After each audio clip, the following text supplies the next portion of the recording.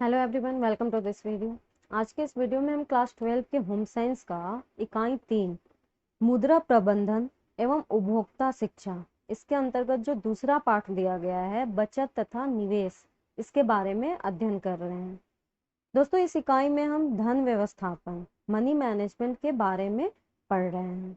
हमारे यह जो चैप्टर है बचत तथा निवेश, यह मनी मैनेजमेंट का ही एक भाग होता है। बचत तथा निवेश एक परिवार के बजट के महत्वपूर्ण घटक होते हैं। यदि हम किसी छोटे खर्च की ही बचत करते हैं तो यह हमारे लिए अच्छा साबित होता है।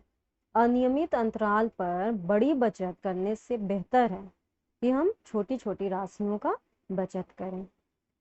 अपना चैप्टर स्टार्ट करने से पहले आइए इससे जुड़ी कुछ बातों को समझते हैं। दोस्तों, आज हर कोई, खास तौर पर युवा लोग, एक अच्छा और आरामदायक जीवन जीने के लिए दिन रात मेहनत करते हैं। अगर उनसे सेविंग्स, बचत की बात की जाए तो वे कहेंगे कि वे मासिक आय का 20 से 30% बचाते हैं और इस बात को लेकर वो बहुत ही खुश हैं। लेकिन दोस्तों, इतनी बचत भविष्य में सामान्य जीवन जीने के लिए काफी नहीं होती है। अब बात आती है कि हमने 20 से 30% बचाया, उसके बावजूद हमें परेशानी क्यों और कैसे होगी। इससे हमें कहाँ गलती हुई है और कैसे गलती हुई है। इस बात को समझने के लिए आपको सबसे पहले बचत और निवेश में अंतर को समझना होगा। तो बचत और निवेश में क्या अंतर है, बचत क्या है और निवेश क्या है। आपकी मासिक आय और खर्चों के बीच का अंतर बचत कहलाता है, सेविंग कहलाता है।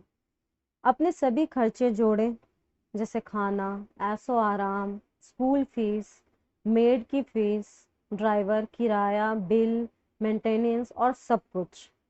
जो बचेगा वो आपकी सेविंग है, वह आपका बचत है। अब आता है निवेश। निवेश क्या है? निवेश का मतलब अपने बचत किए हुए पैसे को बढ़ाना है, जैसे फिक्स डिपॉजिट, म्यूचुअल फंड और अन्य निवेश के विकल्पों में पैसा लगाना। आइए अब इसे कुछ एग्जाम्पल से समझने की कोशिश करते हैं। आप किसी ऐसे व्यक्ति को जानते ही होंगे जो छोटा सा कोई बिजनेस करता है और उसमें से जो पैसे मिलते हैं उनमें से कुछ पैसे अपने पास रख लेता है और कुछ पैसे घर की खर्चों के लिए दे देता है। उसके रखे हुए पैसों से क्या बचत होगी? नहीं। छोटे से बिजनेस में भी प्रोडक्ट को आगे बढ़ाने और एक अच्छा सा रिटर्न पाने के लिए एक प्रक्रिया और सिस्टम की जरूरत होती है। इसी तरह अपनी सेविंग्स को ऐसे ही रखने के बजाय उसे सही तरह निवेश करने की जरूरत होती है, ताकि आगे जाकर वह आपको अच्छा रिटर्न दे सके। हमें नियमित रूप से बचत करनी चाहिए और लंबे समय के लिए निवेश करना चाहिए। यह हमारे भविष्य के लिए बहुत ही जरूरी होता है। नियमित रूप से बचत करना और लंबे समय के लिए निवेश करना हमारे लिए बहुत ही जरूरी है। उदाहरण के तौर पर, यदि आपकी कमाई शुरू होने के 5 साल बाद आपकी घर खरीदने की योजना है, इस समय के दौरान पैसे को सही तरह निवेश करें ताकि 5 साल बाद सही रकम आपके पास हो। जब आप घर खरीद लें तो इसके बाद नया लक्ष्य निर्धारित करें और इसकी पूर्ति के लिए अपनी सेविंग को सही तरह निवेश करें। आमतौर पर लोग बचत और निवेश को एक ही समझते हैं, लेकिन इन दोनों में बड़ा अंतर है। आजकल के दौर में बचत करना हम सभी के लिए बेहद जरूरी है। वहीं अगर हम अपनी पूंजी को बढ़ाना चाहते हैं तो हमें निवेश करना होगा। नियमित रूप से बचत करना और लंबे समय तक निवेश करना बहुत ही आवश्यक होता है। यह तो था इस पाठ का परिचय। अब आइए अपने बुक की तरफ चलते हैं, देखते हैं हमारे बुक के अंतर्गत क्या क्या दिया गया है। तो हमारे बुक में सबसे पहले परिचय दिया गया है। उसके बाद बचत का अर्थ, उसके बाद है बचत की आवश्यकता, फिर है बचत का महत्व और लाभ, फिर आता है निवेश के उपाय और विधियां, फिर निवेश के अन्य साधन, निवेश का माध्यम चुनने का आधार, जोखिम, सुरक्षा, कर, बचत, उसके बाद अभ्यास कार्य दिया गया है। तो आइए हम इंट्रोडक्शन की तरफ चलते हैं। बुक में दिया गया है, बचत तथा विनियोग या निवेश एक परिवार के बजट के महत्वपूर्ण घटक होते हैं। नियमित रूप से एक छोटी राशि की बचत करना अनियमित अंतराल पर बड़ी बचत करने से सदैव बेहतर होता है। आज की आय से बचाया हुआ धन भविष्य की आवश्यकताओं को पूरा करने के लिए प्रयोग किया जा सकता है, जो आयोजित अथवा अनायोजित हो सकता है। बचत सावधानी पूर्वक आयोजन का परिणाम होती है। धन को विनियोग करने के बहुत से मार्ग उपलब्ध हैं, जैसे बैंक, डाकघर, जीवन बीमा, भविष्य निधि इकाइयां, पब्लिक लिमिटेड कंपनियों के शेयर तथा ऋण पत्र। इनका सभी उपभोक्ताओं के लिए एक निश्चित मानक नहीं हो सकता। उपभोक्ता को इन मार्गों का स्पष्टीकरण कर लेना चाहिए तथा प्रत्येक साधन के लाभ एवं हानि की गणना करने के बाद ही उचित मार्ग को चुनने का निर्णय लेना चाहिए। विनियोग का मार्ग ऐसा चुनना चाहिए जो सुरक्षित हो, जो उचित दर से वापसी देता हो तथा जहां धन का सुगम भुगतान संभव हो। जब हम अपने पैसे का निवेश करते हैं तो हमें उसके बारे में अच्छी तरह से जानकारी ले लेनी चाहिए, ताकि जब हमें उसका पैसा रिटर्न मिले तो हमें नुकसान ना हो। इसके बाद आता है बचत का अर्थ।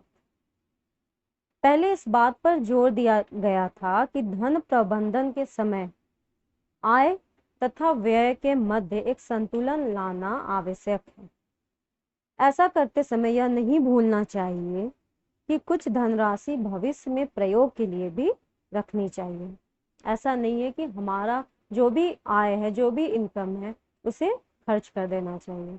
हमें हमेशा भविष्य के लिए पैसे जमा करने चाहिए, ताकि आय में गिरावट के बावजूद भी परिवार आर्थिक रूप से सुरक्षित अनुभव करे। धन का वह भाग जो आज की आय से कल के प्रयोग के लिए रखा जाता है, बचत के रूप में जाना जाता है। धन का वह भाग जो हम आज की आय से भविष्य के लिए उसे बचा कर रखते हैं, वही हमारा बचत होता है। अतः बचत वर्तमान उपभोग से भविष्य के उपभोग के लिए अलग रखा हुआ भाग होता है। बचत क्या है? वर्तमान उपभोग से भविष्य के उपभोग के लिए अलग रखा हुआ भाग होता है। यह चालू आय से भविष्य की आवश्यकताओं तथा जरूरतों की देखभाल करने के उद्देश्य से कुछ राशि रखने की प्रक्रिया से संबंधित होती है। यह संभव है कि भविष्य की यह आवश्यकताएं अनदेखी अथवा ऐसी परिस्थितियां जो परिवार के नियंत्रण से परे हो के लिए आयोजित हो सकती है। अब आता है किन्स और देशपांडे। इन दोनों ने अलग अलग बचत का अर्थ बताया है। तो किन्स के अनुसार बचत का क्या अर्थ होता है? किन्स के अनुसार बताया गया है, वर्तमान आय का वर्तमान उपयोग व्यय पर आधिक्य को बचत कहा जाता है। वर्तमान आय का वर्तमान उपयोग व्यय पर आधिक्य को बचत कहा जाता है। यह किन्स के अनुसार बताया गया है।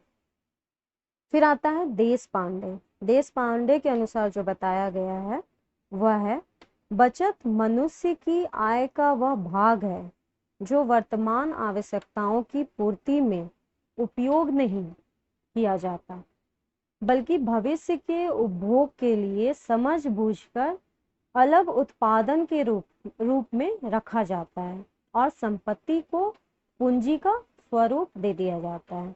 यह बताया था हमें देशपांडे ने।